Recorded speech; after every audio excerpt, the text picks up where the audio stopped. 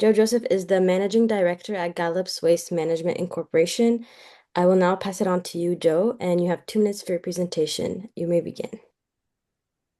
Hi guys, nice to have me in your panel. Hi Obi. Yes, we Gallup's Waste Management, and that's one part of my main company. And we own few companies actually called Ontario Plastics, Paper Cycle, and the new company is actually called Pick Recycle. So that's actually a modern next level of recycling industry. Basically, we are trying to go forward so everybody is easier to recycle with a phone call kind of thing. That we have created the app, and we are launching it most probably next month. Our process is basically we are an international organization. Actually, we have branches in South Asia as well as Australia, and we deal with Ireland as well, and UK and US. So our goal is basically to get the product clean much as possible, most probably, because currently what we have is that the recycling it's not completed 100%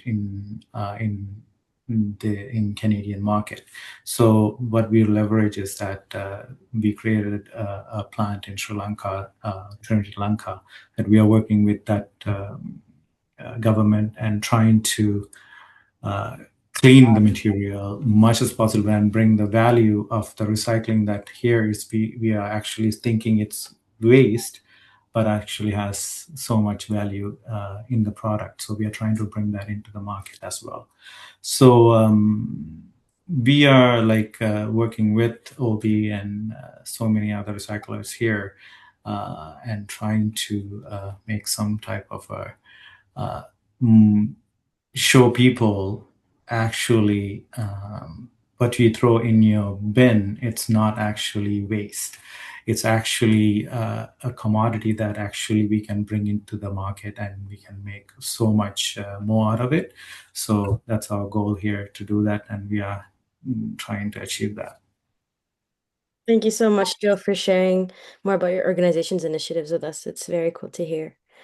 From your perspective in the recycling industry, how can waste recovery systems transform discarded materials into economic opportunities for communities? Um, the biggest thing, the shift that we have to do is think recycle waste as garbage.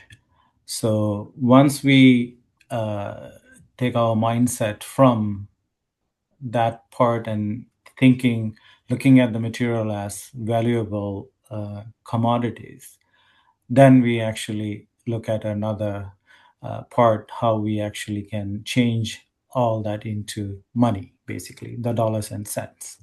So uh, we have to first we have to stop where it's leaking. Basically, when we throw certain things, a can in the garbage instead of the recycling bin, obviously that garbage is going to end up in the landfill. So we had to stop that. So we had to educate our people to stop throwing valuable stuff into the garbage and make sure it goes into the right place. Once that happens, then once we are going to create the local raw material that we're going to be able to produce within the community. Instead of doing mining to produce aluminum, we have more to recycle right now, and we have given them raw material into the industry, into the community, right? That creates another cycle to the next step of creating opportunity in the local communities where they are collecting now and have more resources and raw material in the community. Once that happens, then it goes to the next level, how the manufacturer is able to go get the raw materials that actually already in the market to create new jobs.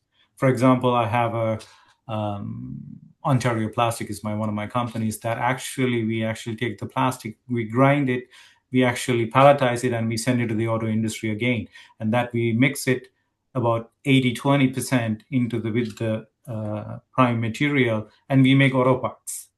So the companies actually come up with that material is actually a law right now, where we have to use at least certain amount of recycled material into the industry.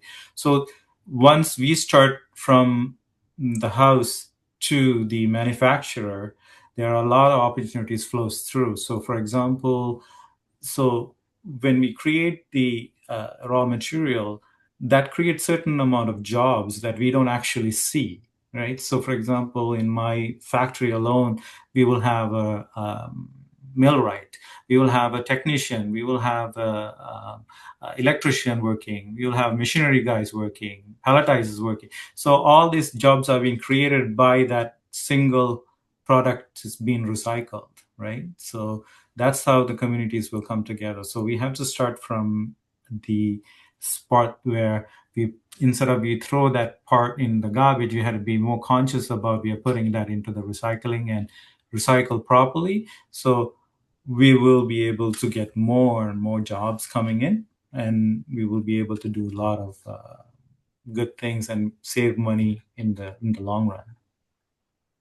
That's great. Thanks, Joe. That was really good. So look at waste as a commodity, stop where it's leaking, better separation at source, because that is key in order to get the recycled material as a resource that could Mhm. reduce the need to have to go mine new materials, and policies that ensure that, industries require the use of recycled material in creation of new products. So that's really key. Thanks for that, Joe. Thank you.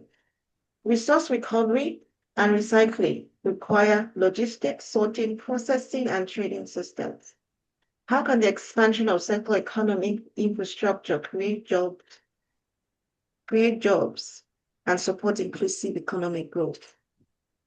So, expanding the circular infrastructure, it's by itself, it's actually will create local jobs.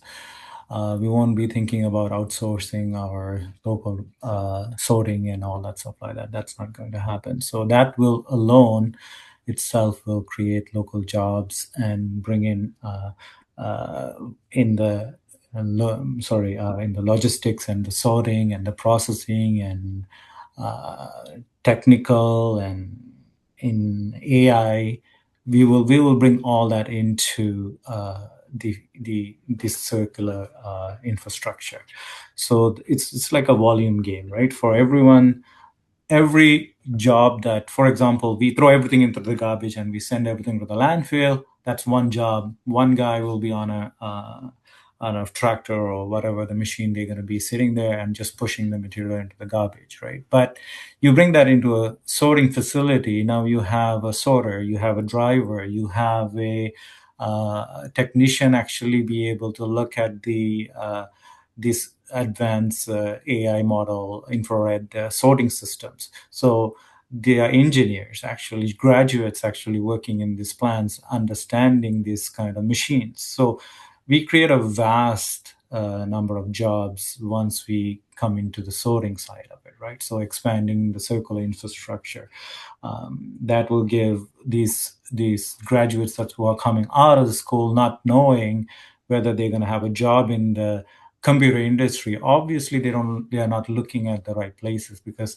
this is not only garbage that we are dealing with or recycling that we are dealing with, but it's actually technology as well, right? So we have to encourage our youth to understand when they see, oh, this is a bad industry to get into, recycling. No, it's not. It's actually well paid and good infrastructure, and it's a lot of graduates can have good jobs as well as low paying jobs as well. So, and it gives you an opportunity to actually to grow in the business. So for example, when we have a driver comes in first time to work in the facility and he becomes a driver, then he wants to work in the factory, he can actually climb the ladder all the way up to a plant manager, right? By experience alone. Sometimes these kids that who comes out of high school have the opportunity to go and make a good living in this particular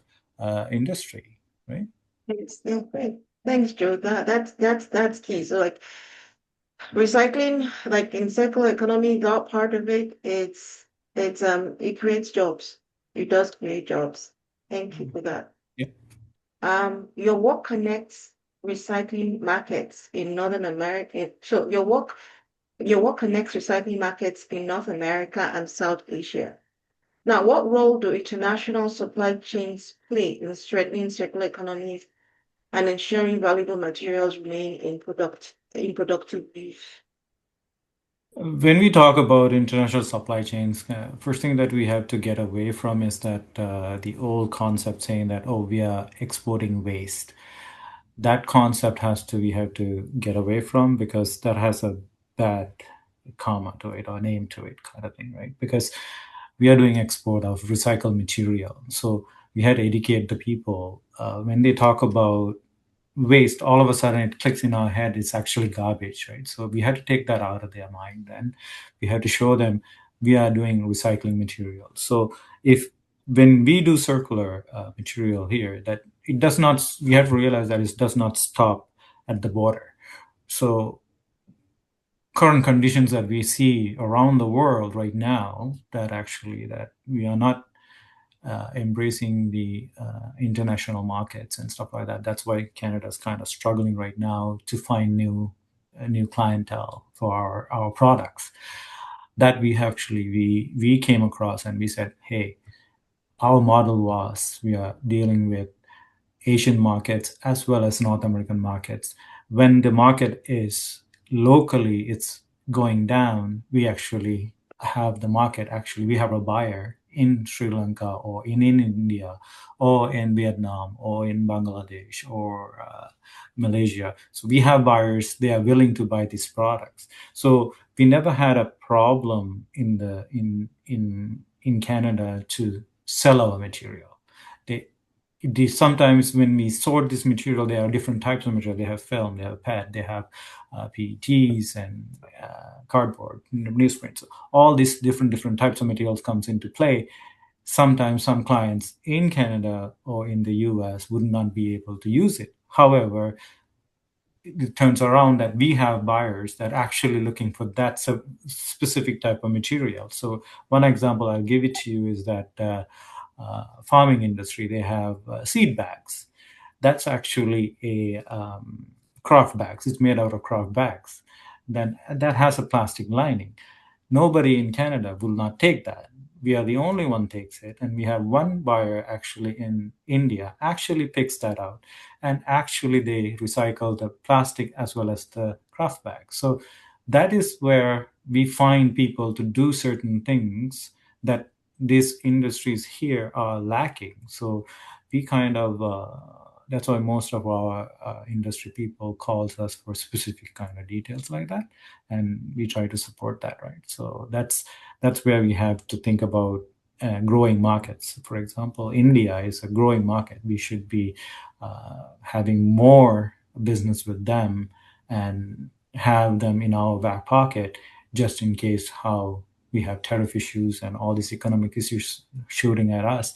At least we have a place to go to with our material and have the value for it that we actually produce. Otherwise, we will be trying to create a circular economy and try to make some money out of this whole industry, but that's not going to happen if you only have one buyer.